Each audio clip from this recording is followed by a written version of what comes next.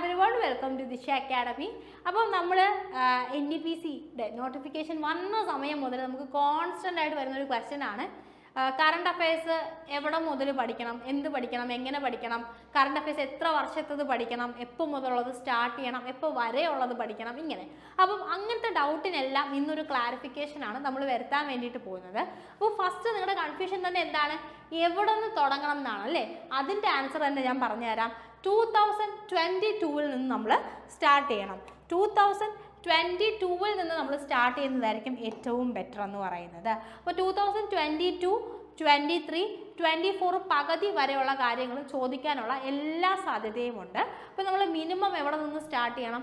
2022 നിന്ന് സ്റ്റാർട്ട് ചെയ്യണം. ഓക്കെ, അപ്പോൾ അതിൻ്റെ കാര്യം ക്ലിയർ ആയി. ഇനി 2022 മൊത്തം നമുക്കിരുന്ന് പഠിക്കാൻ പറ്റുമെന്ന് ചോദിച്ചു കഴിഞ്ഞാൽ ഒരുപാട് പഠിക്കാനുണ്ട്. ഇപ്പോൾ GK തന്നെ വേറെ ഒരുപാട് സബ്ജക്റ്റുകളുണ്ട്. സ്റ്റാറ്റിക് GK ഉണ്ട്, physics, chemistry, biology, history, polity, geography, economics, അതിൻ്റെ കൂടെ സ്റ്റാറ്റിക്, പിന്നെയാണ് കറണ്ട് അഫയേഴ്സ് വരുന്നത് അല്ലേ? അപ്പോൾ എല്ലാത്തിനും ഒരുപോലെ ഇമ്പോർട്ടൻസ് ഉണ്ട്. ഇത് കൂടാതെ മാത്സും റീസണിങ്ങും അത്യാവശ്യം നല്ല സ്പീഡും വേണം, കോൺസെപ്റ്റും പഠിക്കണം. അപ്പോൾ അത് കുറച്ച് ബുദ്ധിമുട്ടുള്ള കാര്യമാണ്. അപ്പോൾ അതുകൊണ്ട് 2022 നിങ്ങൾ നിർബന്ധമായിട്ടും പഠിച്ചിരിക്കേണ്ട ഏറ്റവും ഇമ്പോർട്ടൻ്റ് ആയിട്ട് കറണ്ട് അഫയേഴ്സിന് ചോദിക്കാൻ സാധ്യതയുള്ള ടോപ്പിക്കുകൾ ഞാൻ പറഞ്ഞുതരാം.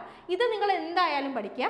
അത് കഴിഞ്ഞ് ബാക്കിയുള്ളത് നിങ്ങൾ സമയം അനുസരിച്ച് പഠിച്ചു. നിങ്ങൾക്ക് സമയം ഉണ്ടെങ്കിൽ നിങ്ങൾ പഠിച്ചോളൂ.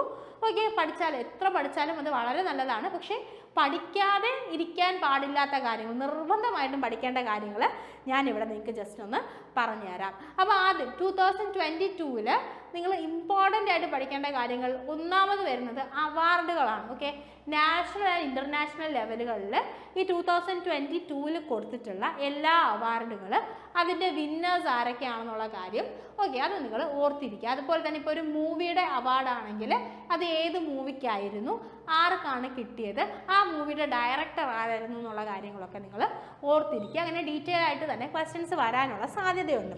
നിങ്ങൾ അറിഞ്ഞു കാണും, നമ്മുടെ RPF പോലുള്ള എക്സാംസിൻ്റെയൊക്കെ ഏകദേശം ഡേറ്റും കാര്യങ്ങളും ഒക്കെ വന്നിട്ടുണ്ട്.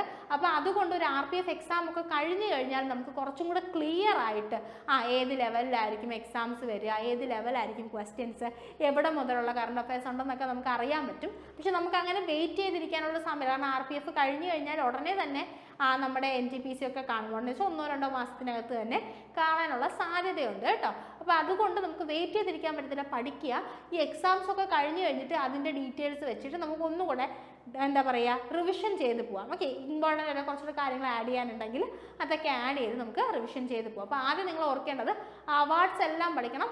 നാഷണൽ ലെവൽ, ഇൻ്റർനാഷണൽ ലെവൽ വരുന്ന എല്ലാ അവാർഡ്സ്, ആ അവാർഡ്സ് ഏതൊക്കെ സിനിമയ്ക്കാണ് അല്ലെങ്കിൽ ഏതൊക്കെ ആൾക്കാർക്കാണ്, എന്തിനാണ് കിട്ടിയതെന്നുള്ള കാര്യങ്ങൾ നിങ്ങൾ ഓർത്ത് വെക്കുക. അപ്പോൾ അതിനകത്ത് ഏറ്റവും ഇമ്പോർട്ടൻ്റ് ആയിട്ട് വരുന്ന കുറച്ച് അവാർഡ്സ് ഉണ്ട്. പുട്സർ പ്രൈസ് ഉണ്ട്, ഓസ്കാർ ഉണ്ട്, മാഗ്സസെ ഉണ്ട്, ഭാരത് രത്ന, ദാദാ സാഹിബ് ഫാൽക്കെ അവാർഡുണ്ട്, പത്മവിഭൂഷൺ, പത്മഭൂഷൺ, പത്മശ്രീ തുടങ്ങിയ എല്ലാ അവാർഡുകളിലും അതിൻ്റെ ഡീറ്റെയിൽസ് നിങ്ങൾ നിർബന്ധമായിട്ടും പഠിച്ചിരിക്കണം കേട്ടോ. അപ്പം അത് കഴിഞ്ഞ് കഴിഞ്ഞാൽ പിന്നെ നിങ്ങൾ നോക്കേണ്ടത് സ്പോർട്സ് ആണ്. സ്പോർട്സും വളരെ ഇമ്പോർട്ടൻ്റ് ആണ്. എപ്പോഴും എക്സാംസിന്, കറണ്ട് അഫയേഴ്സിന് 2022 നിന്നും ഈ സ്പോർട്സിനും ക്വസ്റ്റ്യൻസ് വരാനുള്ള ചാൻസ് ഉണ്ട് കേട്ടോ. ഇപ്പോൾ വേൾഡ് കപ്പ്, ക്രിക്കറ്റ്, ഫുട്ബോൾ ഒക്കെ നിങ്ങൾ പഠിക്കുക.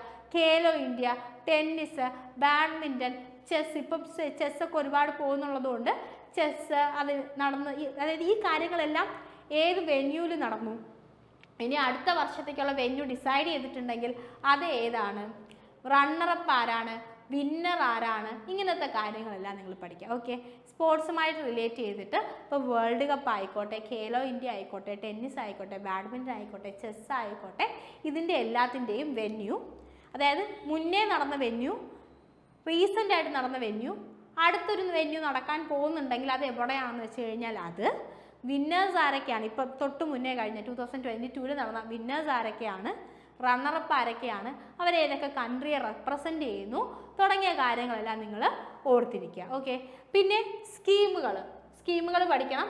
അതിൽ തന്നെ പ്രത്യേകിച്ച് ഈ റിന്യൂ ചെയ്ത് വരുന്ന സ്കീമുകളൊക്കെ കാണാം. അതായത് ഇപ്പോൾ 5 വർഷം കംപ്ലീറ്റ് ആയി, രണ്ടാമതും ആ സ്കീം റിന്യൂ ചെയ്യുക, അല്ലെങ്കിൽ 10 വർഷം കംപ്ലീറ്റ് ആയി, പിന്നെയും ആ സ്കീം എന്തെങ്കിലും ചെറിയ മോഡിഫിക്കേഷൻസോടുകൂടി നമ്മൾ റിന്യൂ ചെയ്തു, അങ്ങനെയൊക്കെ വരുന്ന സ്കീമുകൾ കുറച്ചും കൂടി ഇമ്പോർട്ടൻസ് കൊടുത്തിട്ട് നിങ്ങൾ പഠിക്കുക.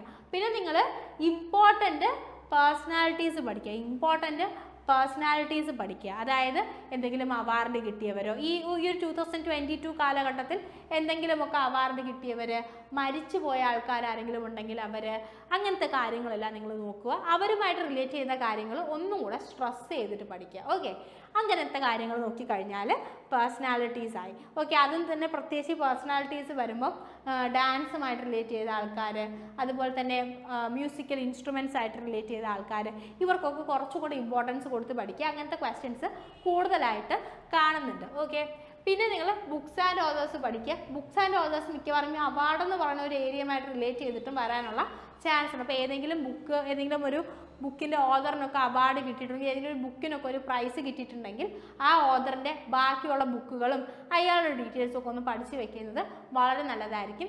പിന്നെ മേജർ മിലിറ്ററി എക്സസൈസുകൾ പഠിക്കുക, നിർബന്ധമായിട്ടും പഠിക്കുക. അപ്പോയിൻമെൻറ്റ്സ് ഒന്നും അങ്ങനെ അധികം പഠിക്കണമെന്ന് ഞാൻ പറയത്തില്ല. അപ്പോയിൻമെൻറ്റ്സ് അല്ലെങ്കിൽ ഈ CM ആരാണ്, ഗവർണറാണ്, ഇതൊന്നും 2022 ആ സമയത്തൊന്നും അങ്ങനെ ചോദിക്കാൻ ചാൻസ് ഇല്ല. കാരണം ഇത് മാറിക്കൊണ്ടിരിക്കുമല്ലോ. അപ്പോൾ അതുകൊണ്ട് അതൊന്നും അധികം പഠിക്കണമെന്ന് ഞാൻ പറയത്തില്ല. പക്ഷേ മിലിറ്ററി എക്സസൈസുകൾ നിർബന്ധമായിട്ടും പഠിച്ചിരിക്കണം. ഇനി 2023 വരുമ്പം നമ്മൾ മോളിൽ പറഞ്ഞ എല്ലാ കാര്യങ്ങളും നിർബന്ധമായിട്ട് പഠിക്കണം. അപ്പോയിൻമെൻറ്റ്സ് പഠിക്കണം. ഓക്കെ, അപ്പോയിൻമെൻറ്റ്സ് പഠിക്കണം. അതുപോലെ തന്നെ വേറെ എന്ത് ഇമ്പോർട്ടൻറ്റ് ഇവൻറ്റ് 2023 നടന്നിട്ടുണ്ടോ അതെല്ലാം പഠിക്കാം. ഓക്കെ, 2022 നിങ്ങൾക്ക് ഇതിന് കമ്പൈലേഷൻസ് ഒക്കെ അവൈലബിൾ ആണെങ്കിൽ, 3 മന്ത്സിൻ്റെ 6 മന്ത്സിൻ്റെ ഒക്കെ അവൈലബിൾ ആണെങ്കിൽ അത് വെച്ചിട്ടൊക്കെ ആദ്യം ഒന്ന് കവർ ചെയ്ത് പോയിട്ട് പിന്നീട് നിങ്ങൾക്ക് ആഡ് ചെയ്ത് പോവാം.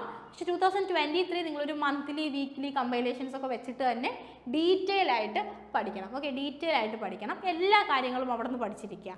പിന്നെ 2024 വരുമ്പോൾ നിർബന്ധമായിട്ടും ഒരു മെയ് വരെയുള്ള കറണ്ട് അഫയേഴ്സ് നിങ്ങൾ ഡീറ്റെയിൽ ആയിട്ട് പഠിച്ചിരിക്കണം, ഇൻക്ലൂഡിങ് അപ്പോയിൻമെൻറ്റ്സ്. നമ്മൾ നേരത്തെ പറഞ്ഞ എല്ലാ കാര്യങ്ങളും, ഏതെങ്കിലും ഇമ്പോർട്ടൻറ്റ് ഇവൻറ്റ്സ് ഉണ്ടെങ്കിൽ അത്, പിന്നെ എന്തെങ്കിലും അപ്പോയിൻമെൻറ്റ്സ് ഉണ്ടെങ്കിൽ അത്, ഇത് നിങ്ങൾ എന്ത് ചെയ്യണം, 2024 മെയ് വരെയുള്ളത് നിർബന്ധമായിട്ട് പഠിക്കുക. ഓക്കെ, ഇപ്പം 2023 നമ്മൾ നോക്കിയ ഇമ്പോർട്ടൻ്റ് ആയിട്ടുള്ള ടോപ്പിക്കുകൾ പഠിക്കുക. 22 ഇമ്പോർട്ടൻറ്റ് ടോപ്പിക്സ്, 23 ഈ പറഞ്ഞതെല്ലാം ഇമ്പോർട്ടൻ്റ് ആണ്. പിന്നെ എക്സ്ട്രാ എന്തുണ്ടെങ്കിലും അത് പഠിക്കുക. 23 നല്ല ഡീറ്റെയിൽ ആയിട്ട് പഠിക്കുക. 24 മെയ് വരെയുള്ളതും ഡീറ്റെയിൽ ആയിട്ട് പഠിക്കുക. അത് കഴിഞ്ഞിട്ട് പിന്നെ ബാക്കി നിങ്ങളുടെ സമയം അനുസരിച്ചാണ്. മെയ്ക്ക് ശേഷമുള്ളത് ചോദിക്കില്ല എന്നൊന്നും നമുക്ക് ഉറപ്പ് പറയാൻ പറ്റത്തില്ല. RPF കഴിഞ്ഞ് കഴിയുമ്പോൾ നമുക്ക് കുറച്ചും കൂടി ഒരു ഐഡിയ കിട്ടും.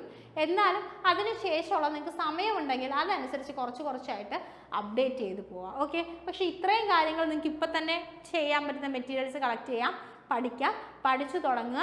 വളരെ ഇമ്പോർട്ടൻ്റ് ആണ് കേട്ടോ. കറണ്ട് അഫയേഴ്സിൽ നിന്ന് നല്ല ക്വസ്റ്റ്യൻസ് ഉണ്ടാവാനുള്ള സാധ്യതയുണ്ട്. ഓക്കെ, അപ്പോൾ നിങ്ങൾ എന്ത് ചെയ്യണം, മറക്കാതെ പഠിക്കുക, വളരെ ഇമ്പോർട്ടൻ്റ് ആണ്. ഓക്കെ, ശരി.